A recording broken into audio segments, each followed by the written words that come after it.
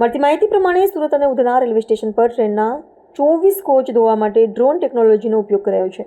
હવામાં ઉડતા ડ્રોનને કોચની ઊંચાઈ સુધી લઈ જઈ પ્રેશરથી કોચ ધોવામાં આવ્યા હતા. આ ટેકનિકથી 25 કોચને ધોવામાં ફક્ત 30 મિનિટનો જ સમય લાગ્યો હતો. અત્યારે કોચ ધોવા માટે લાંબી પ્રક્રિયા છે. એકથી વધુ વ્યક્તિઓ ટ્રેનને ધોવા માટે કામે લાગે છે. એટલું જ નહીં, ટ્રેનને ધોવા માટે 2.5 થી 3 કલાકનો સમય લાગે છે. ઓછા સમયમાં ટ્રેનને ધોવા માટે ડ્રોન ટેકનોલોજીનો ઉપયોગ કરાયો છે. ગત શનિવારે ઉધનાથી રવાના કરાયેલી ઉધના બ્રહ્મપુર અમૃત ભારત ટ્રેનને ડ્રોનની મદદથી ધોવામાં આવી હતી. હાઈ પ્રેશરથી ટ્રેનને ધોવામાં આવતા ખૂબ જ ઓછા સમયમાં ટ્રેન ક્લીન થઈ ગઈ હતી. રેલવે સૂત્રો પાસેથી મળતી માહિતી પ્રમાણે સુરતના 2 યુવાન દ્વારા ડ્રોનનું સ્ટાર્ટઅપ કરવામાં આવ્યું છે. ડ્રોન બનાવતા અંદાજિત 3 થી 4 લાખનો ખર્ચ થયો છે. ગુજરાતની પ્રથમ અમૃત ભારત એક્સપ્રેસ ટ્રેન જ્યારે ઉધના રેલવે સ્ટેશન પર આવી એ દરમિયાન આ ડ્રોનની ટ્રાયલ કરવામાં આવી હતી. ટ્રેનના કોચને ડ્રોન દ્વારા ક્લીનિંગ કરવામાં આવ્યા હતા.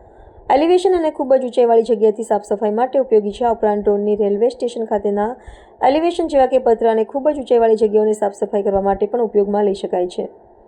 મે 2025માં આસામના કામાખ્યા રેલવે સ્ટેશને ડ્રોનથી ટ્રેન ધોવાઈ હતી. જ્યારે ટ્રેન તેના ડેસ્ટિનેશન સ્ટેશન પર પહોંચી અને મુસાફરો ઉતરે ત્યારે આગામી મુસાફરી માટે સાફ કરવામાં આવી છે.